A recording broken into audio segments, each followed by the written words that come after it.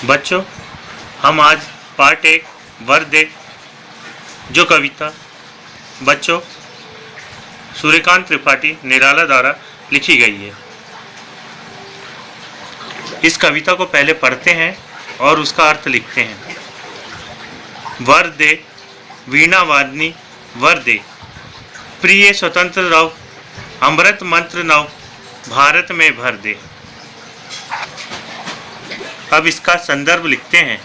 प्रस्तुत पंक्तियाँ हमारी पाठ्य पुस्तक भाषा भारती के पार्ट 1 वर्दे से ली गई है। इसके कवि सूर्यकांत त्रिपाठी निराला जी है। अब प्रसंग लिखते हैं। प्रस्तुत पंक्तियों में कवि ने सरस्वती जी से संपूर्ण भारतवर्ष में स्वतंत्रता की आवाज़ को भर देने की कामना की है। अब इसका अर्थ समझते हैं। कवि कहते हैं कि हे वीणा बजाने वाली माँ सरस्वती, तुम मुझे ऐसा वरदान दो जिससे मैं इस भारत देश में मधुर और स्वतंत्र वाणी प्रदान करके तथा इसमें अमरता का और कोमलता लिए हुए नई भाषा इस भारत को प्रदान करूं। बच्चों, ये तो हो गई पहले पद की व्याख्या। अब हम दूसरे पद पर आते हैं, उसको पढ़ते हैं और उसका अर्थ समझते हैं। काट अंध उर के बंधन स्तर, बहाजन्नी ज्योतिर्मय निर्जर, कलुष भेद तम हर प्रकाश भर, जगमग जग कर दे।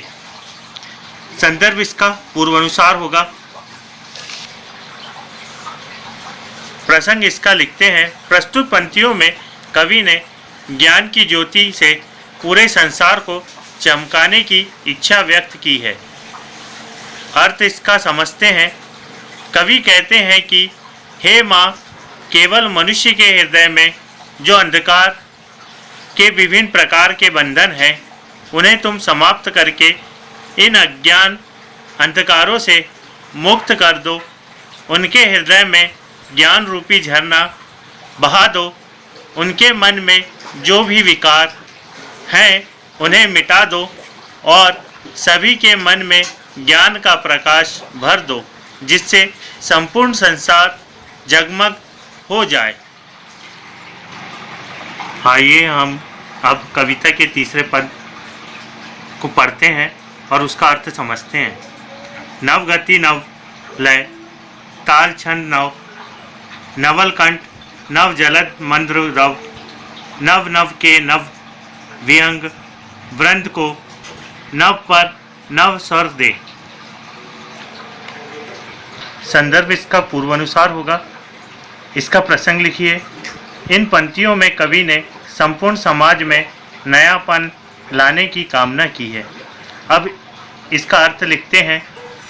हे माँ सरस्वती, यहाँ आकाश के समान समाज फैला हुआ है।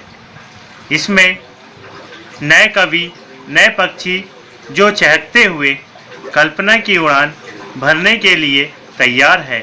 तुम इन कवि रूपी पक्षियों को नई गति, नवीन लय तथा नई ताल प्रदान करें।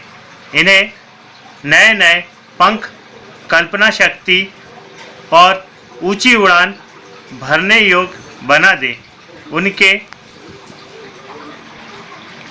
कंठ को कोमल और नवीन बादल के समान धीमा और गंभीर स्वर प्रदान कर दे, ताकि वे नए नए गीतों व कविताओं को गा सकें।